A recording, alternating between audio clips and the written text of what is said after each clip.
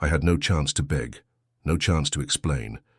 My back was pressed against the cold stone wall, my arms forced upward as the household gathered in silence. The torchlight flickered, stretching their shadows long across the courtyard. The whip, in my uncle's hand, hissed through the air, a serpent ready to strike. My heart pounded so loud I thought it would burst. How had a stolen trinket, a childish dare, brought me here? Bare, shamed and trembling before them all, they called me reckless, defiant, ungrateful. Maybe they were right. I had laughed when the rules were spoken. I had mocked the old traditions that demanded obedience. But the laughter had died the moment I was dragged outside, bound to the judgment wall, every eye burning into me. The first lash never touched my skin, not yet. But the fear of it tore deeper than any wound could. I saw my cousin avert her gaze, and my aunt whispered a prayer. I saw my friends' faces half lit by fire, their pity heavy as chains. The humiliation was worse than the punishment itself, and that was the cruel design of it. Then came the strike. A crack that split the night sky apart. My body jolted forward, breath stolen from my chest. Shame flooded me, thick and suffocating, hotter than the sting of pain. I wanted to disappear, to melt into the wall, but there was no escape. Not from their eyes, not from my uncle's stern decree. Every mistake carries its shadow. Tonight you will wear yours. But as the punishment dragged on, something else stirred within the silence. A shiver, not of pain, but of presence.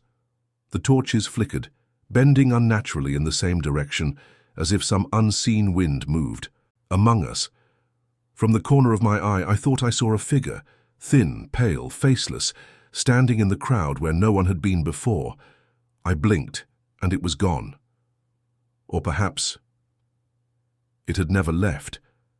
And in that moment, I realized, flogging was not my true punishment. It was only the beginning. I could not sleep that night. Every lash still burned across my skin, though the pain was fading into something stranger.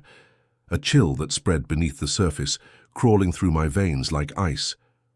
The courtyard had been cleared, the torches extinguished, and the household returned to their beds.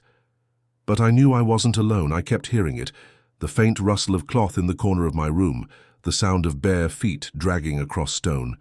Each time I turned, nothing. Shadows clung to the walls, stretching longer than they should, bending in shapes that did not belong to me. By dawn, my body trembled, not from exhaustion, but from dread. I dressed quickly and slipped out, hoping daylight would scatter whatever haunted me. Yet even under the sun I felt eyes on me, my aunt's whispers, the way my cousins avoided me, as if they knew something I did not. That evening I confronted my cousin Clara. She bit her lip, hesitated, then finally spoke. "It is the curse of the wall," she whispered, glancing toward the courtyard. "Every soul whipped there becomes marked. The lash awakens it. The faceless one follows them until—" Her words faltered. "Until what?" I demanded, her eyes filled with pity. "Until it takes them." The air grew heavy. My throat dried. And just then, as if summoned by her, confession. The faint scrape of stone echoed down the hall. We both turned. A shadow slid across the floor, though there was nobody to cast it. Clara gasped. I froze. Then the whisper came, low, broken, carried by no human tongue. "Every mistake carries its shadow." The same words my uncle had spoken during the punishment. My skin prickled. This wasn't my uncle. This was something far older, far hungrier. And as the lamps flickered and went out, I understood one terrible truth. The flogging had not cleansed me. It had bound me. I could no longer pretend. The curse had followed me into every room, every corner of the house. At night I saw it clearer. A tall figure pressed against the wall, head tilted unnaturally, face smooth and empty like stretched clay. It never moved when I stared, but each time I blinked it was closer. I begged my uncle to release me from it, but his expression stayed cold. "The lash awakens what already sleeps within. You brought this upon yourself." His words offered no mercy. By the third night I was too afraid to sleep.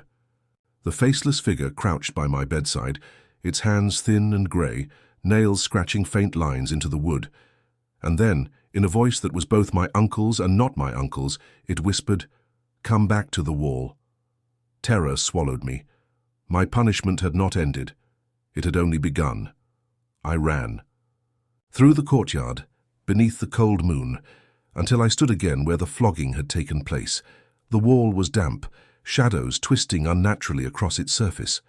The household gathered silently behind me, faces pale, eyes empty, as though they too were part of this ritual. The figure stepped out of the darkness, its smooth, faceless head tilted toward me, and for the first time I understood. This was not just a curse. It was a cycle. Every generation someone bore the punishment, someone carried the mark, and in the end, they claimed. "No," I cried, my voice cracking. "I won't be yours." I grabbed the whip that still hung on the post and struck the wall itself. The sound cracked like thunder. The faceless one reeled back, shrieking in a voice of countless souls. I struck again, and again, until the stones split, and a gust of freezing air howled outward. The shadows collapsed. The figure dissolved into smoke. The courtyard went silent. I fell to my knees, trembling. The whip slipped from my hands. When I looked up, the household was gone. The courtyard was empty.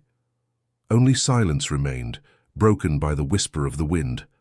Had I defeated it, or had I only freed it?